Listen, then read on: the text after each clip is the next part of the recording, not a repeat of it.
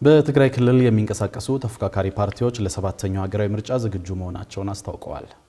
ዝግጅት ክፍላችን ያነጋገራቸው የትንሳኤ ሰባ እንደርታና ስምረት ዲሞክራሲያዊ ፓርቲዎች በትግራይ ክልል ሰባተኛው ሀገራዊ ጠቅላላ ምርጫ እንዲካሄድ ሰላማዊ ምክክር ማድረግና መወያየት ዋነኛ መንገድ መሆኑን ገልጸዋል።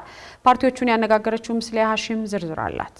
የኢትዮጵያ ብሔራዊ ምርጫ ቦርድ በትግራይ ክልል ሰባተኛውን ሀገራዊ ምርጫ ለማካሄድ እንዲያስችለው ለጊዜያዊ አስተዳደሩ አስፈላጊ የሆኑ መረጃዎችን በተደጋጋሚ ሲጠይቅ መቆየቱን መግለጹ ይታወሳል። ቦርዱ ካቀረባቸው ጥያቄዎች መካከል የምርጫ ጣቢያዎችን ማቋቋም፣ የምርጫ ክልሎችን መለየት፣ አስፈጻሚዎችን መመልመል፣ የተፈናቃዮችን ትክክለኛ ቁጥር ማወቅና ወቅታዊ የጸጥታ ሁኔታ ሪፖርቶችን ማግኘት ይገኙበታል። ይሁን እንጂ ቦርዱ እስካሁን ድረስ ከክልሉ ጊዜያዊ አስተዳደር ለእነዚህ ጥያቄዎች ምንም አይነት ምላሽ እንዳላገኘ ያሳወቀ ሲሆን ምርጫው ስለሚካሄድበት ትክክለኛ ጊዜም እስካሁን የወሰነው ውሳኔ የለም። በመሆኑም የኢትዮጵያ ብሔራዊ ምርጫ ቦርድ የሰባተኛው ጠቅላላ ምርጫ የፊታችን ግንቦት 24 ቀን 2018 ዓ.ም እንደሚካሄድ በይፋ ማስታወቁ የሚታወስ ሲሆን አሁን ባለው ሁኔታ ግን በትግራይ ክልል ምርጫው ላይካሄድ እንደሚችል ስጋቱን ገልጿል። አስፈላጊው ምቹ ሁኔታ እስከተሟላ ድረስ ተግባሩን ለማከናወን ዝግጁ መሆኑንም ቦርዱ በወቅቱ መግለጹም ይታወሳል። በክልሉ የሚንቀሳቀሱ የትንሳኤ ሰባ እንደርታና ስምረት ዲሞክራሲ ፓርቲዎችም ምንም እንኳን በትግራይ ክልል በታቀደው ጊዜ ምርጫ ላይካሄድ እንደሚችል ብናውቅም ለምርጫው አስፈላጊ የሆኑ ቅድመ ሁኔታዎችን አጠናቀናል ሲሉ ነው ለጣቢያችን የገለጹት።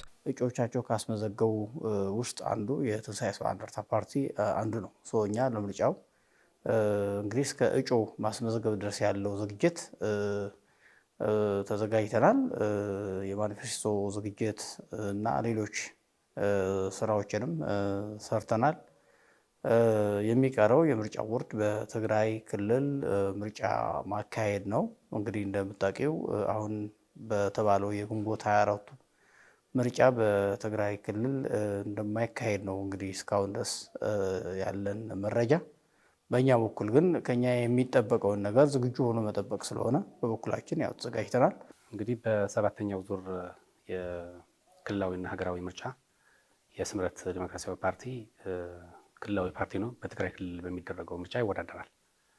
ለምርጫ የሚያስፈልገው ዝግጅት ጨርሶ አስፈላጊ የሚባሉ ሰነዶችና መረጃዎች ለምርጫ ቦርድ አስረክበዋል። አሁን በግንቦት 24 በሚደረገው የምርጫ ጊዜ ላይ አይደረግም፣ ላልተወሰነ ጊዜ ተራዝሟል። እንግዲህ ምርጫ አይደረግም ማለት አይደለም። የጸጥታ ሁኔታው ሲሻሻልና እዛ ያለው ችግር ሲቀረፍ በቅርብ ምርጫ እንደሚደረግ ነው ከምርጫ ቦርድም ከሚመለከታቸው የፌዴራል አካላት ያለን መረጃ።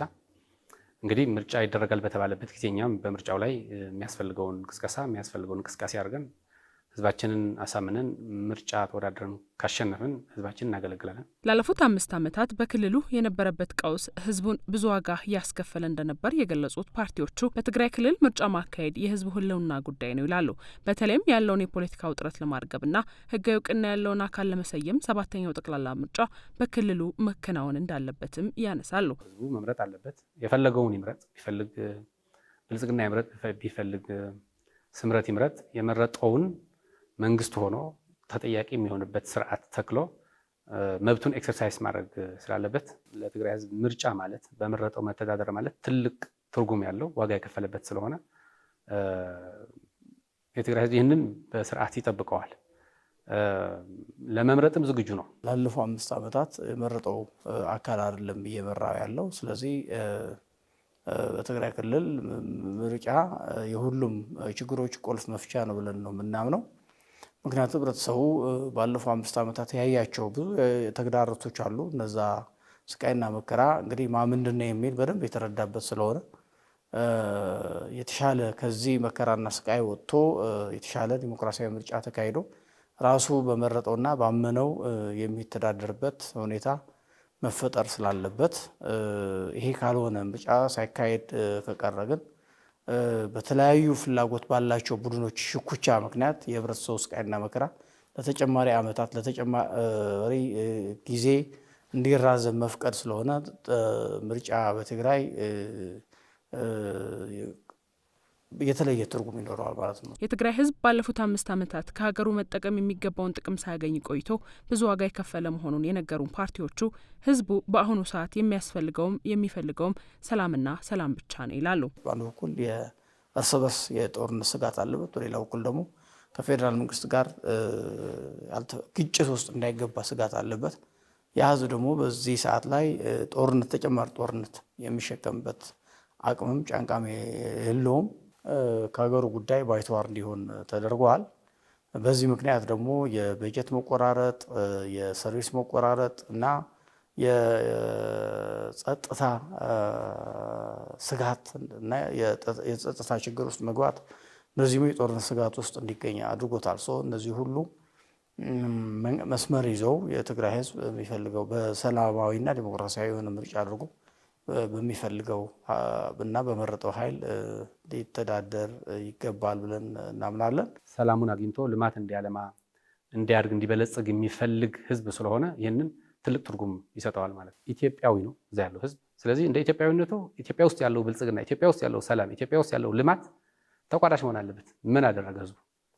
ለዘመናት ዋጋ ሲከፍል የነበረ ለኢትዮጵያ ሲባል ሲከፍል የነበረ ህዝብ ነው። በግለሰቦች ምክንያት ዋጋ መክፈል ስለሌለበት ሰላም እንዲኖር እንታገላለን።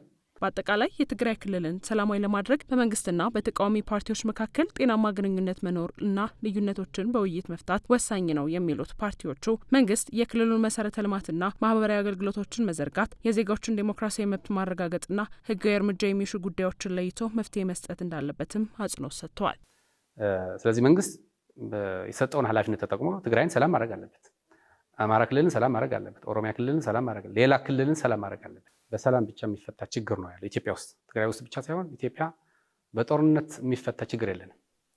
በጦርነት ችግራችን ምንፈታ ቢሆን እስካሁን ስንት ጦርነቶች አድርገናል። እኛ በሀገር በሚያፈርስ ኢትዮጵያን በሚበታትን አጀንዳ ውስጥ አንሳተፍም ብቻ ሳይሆን አጥብቀን እንቃወማለን፣ እንታገለዋለን። ይህንን አስተሳሰብ ህዝቡ እንዲያውቀው እናደርጋለን።